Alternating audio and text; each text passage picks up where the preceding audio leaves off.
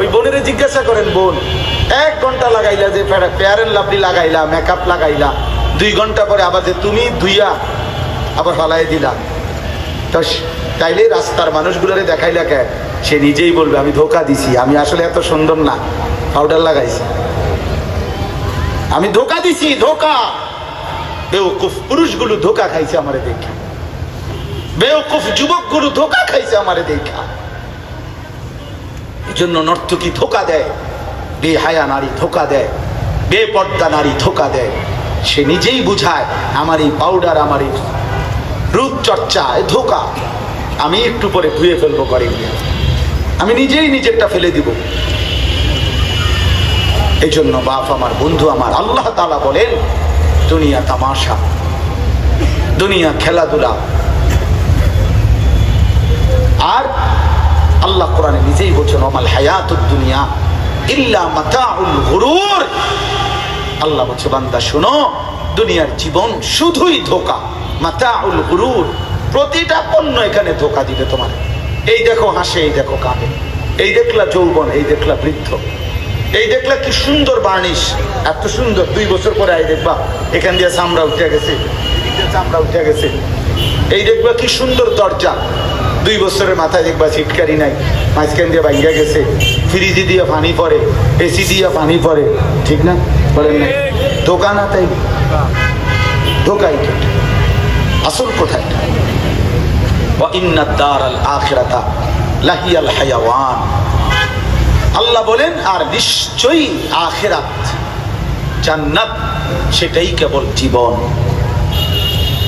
বেঁচে থাকার সার্থকতা, জীবনের সার্থকতা, লাইফ বলতে যেটা বুঝায়, জীবন যেটা বলতে বুঝায়, আল্লাহর কসম বাবা, আল্লাহ কোরআনে বলছেন সেটা হলো আখিরাত, জান্নাত। লাউ কানু ইয়ালামুন, যদি বুঝতা। আল্লাহ বলেন বান্দা যদি এই কথাটা বুঝতা বড় ভালো হতো। যদি এটা বুঝতা বান্দা যে দুনিয়া হলো ধোঁকা, আখিরাতই হলো প্রকৃত অর্থে জীবন, তাহলেই ভালো হতো।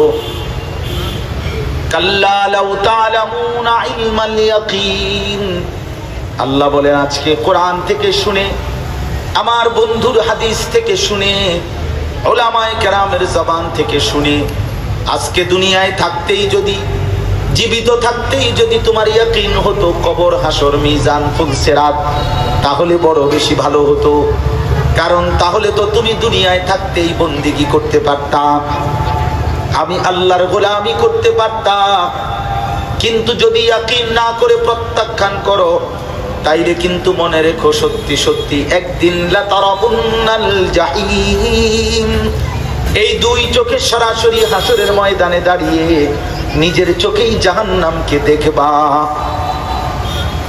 যেদিন জাহান্নামকে দেখবা বান্দা, ইয়াউমা ইদিন ইয়াতাযাক্কারুল ইনসান ওয়া আন্না লাহুদ যিকরা। আল্লাহ বলে নাফরমান জাহান্নামের দিকে তাকিয়ে সরাসরি দুনিয়ার জীবনের সব গুনাহ নাফরমানির কথা মনে পড়বে। কিন্তু আল্লাহ বলেন বলো না বান্দা, ওয়া আন্না লাহুদ যিকরা, মনে পড়ে সেদিন কি লাভ হবে? মনে তো পড়বে, বুঝে তো আসবে। চুরি করা ঠিক হয় নাই, জিনা করা ঠিক হয় নাই, নামাজগুলো ছেড়ে দেওয়া ঠিক হয় নাই, হারাম খাওয়া ঠিক হয় নাই, মিথ্যা বলা ঠিক হয় নাই, দিন রাত মোবাইলে নারী ছবি, অশ্লীল দৃশ্য, উলঙ্গ ছবি দেখা ঠিক হয় নাই। সবই তো বুঝবা বান্দা, কিন্তু লাভ কি হবে? ইয়াকুলু ইয়া লাইতানি কদ্দামতু লিহায়াতি। আল্লাহ বলে নাফরমান তখন নিজের কপালে হাত মারবে আর আফসোস করতে করতে বলবে, হায় আমি যদি দুনিয়ার জীবন থাকতে আজকের আখিরাতের জন্য কিছু পাঠাইতাম। আমার তো সময় ছিল, 1টা বাজে জোহরের আজান হয়েছে, 4:15 বাজে আসরের আজান হয়েছে, 3.25 ঘন্টা সময় আমার হাতে ছিল। আমি যদি নামাজটা পড়তাম, 10 রাকাত নামাজ পড়তে তো 3 ঘন্টা লাগে না? লাগেনি বন্ধু?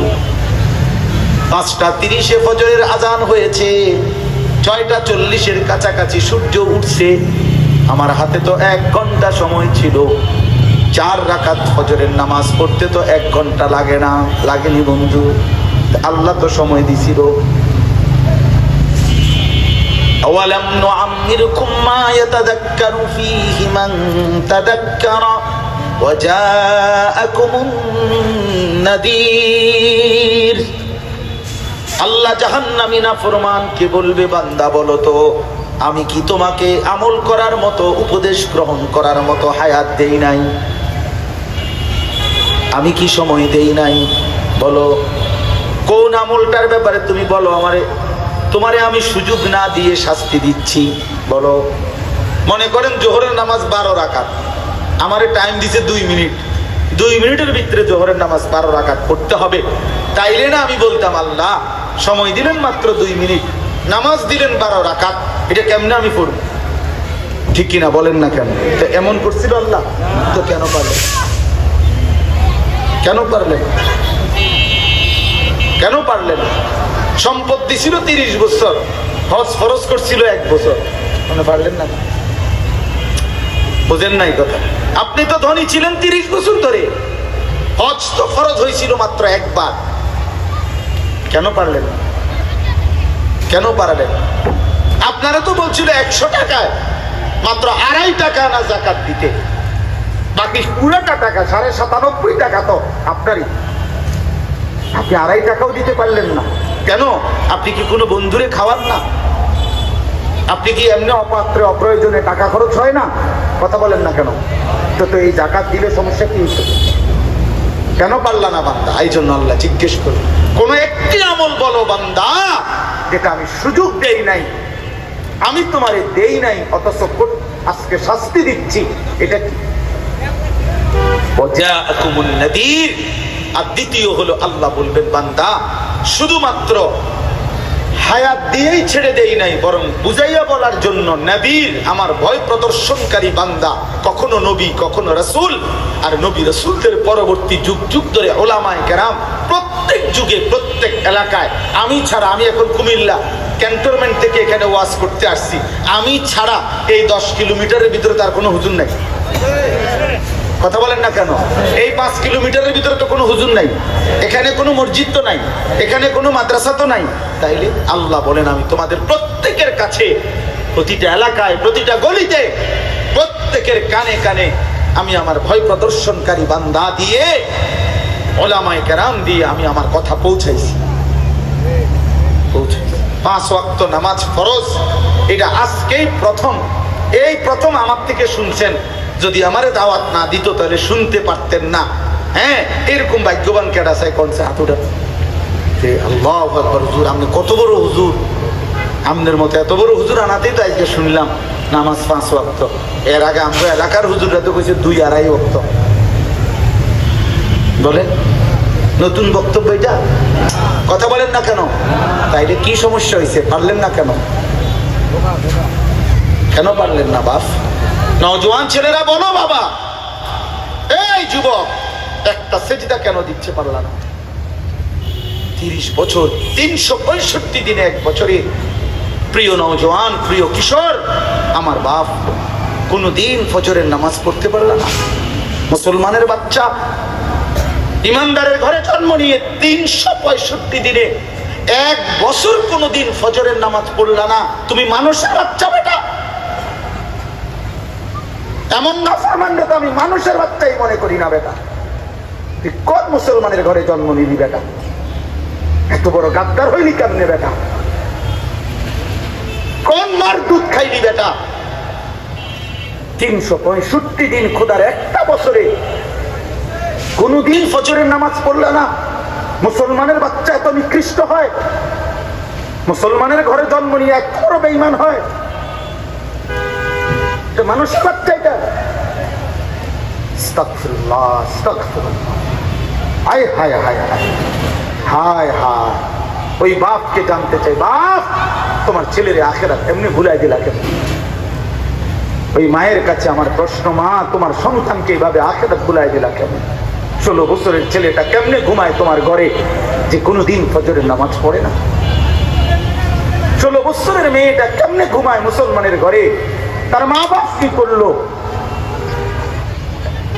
এত বড় নাফরমান মেয়ে 16 বছরে কোনোদিন নামাজ পড়লো না। ওর মা কোথায়, ওর বাবা কোথায়? ইনসাফ কি বলে? ইনসাফ, বিবেক কি বলে? বলেন বাবা, আমার জবাব দেন। কেমনে এত বড় পাষাণ দিলেন? যুবক ভাই বলো ভাইয়া। রাত নাই দিন নাই, যারা নারী ছবি, অশ্লীল দৃশ্য অথবা মদ জুয়ায় আসক্ত, প্রিয় বন্ধু আমার, বাপ আমার, ভাই আমার, মায়ের 2 বছরের দুধ খাওয়াইছে যে মা, এই জন্যই এক মা 2 বছর দুধ পান করাইছিল এই আশা নিয়া যে আমার সন্তান বড় হয়ে 16 বছর বয়সে সারা রাত মোবাইলে উলঙ্গ ছবি দেখবে। এটাই ছিল মায়ের স্বপ্ন। কথা বলেন না কেন? এই ছিল মার স্বপ্ন। এক মা তার 2টা বছর বাচ্চারে দুধ পান করাইতে কত হাজারবার বুকে, গালে মুখে চুমা দিছিল, কত লক্ষবার বুকে জড়ায় ধরছিল মা, এই মাকসাদে যে তুমি রং করবা, তামসা করবা, ফুর্তি করবা, নারী ছবি, মদ জুয়া, জিনা ব্যভিচারের আড্ডাখানায় পড়ে থাকবা। এই ছিল মায়ের মাকসাদ।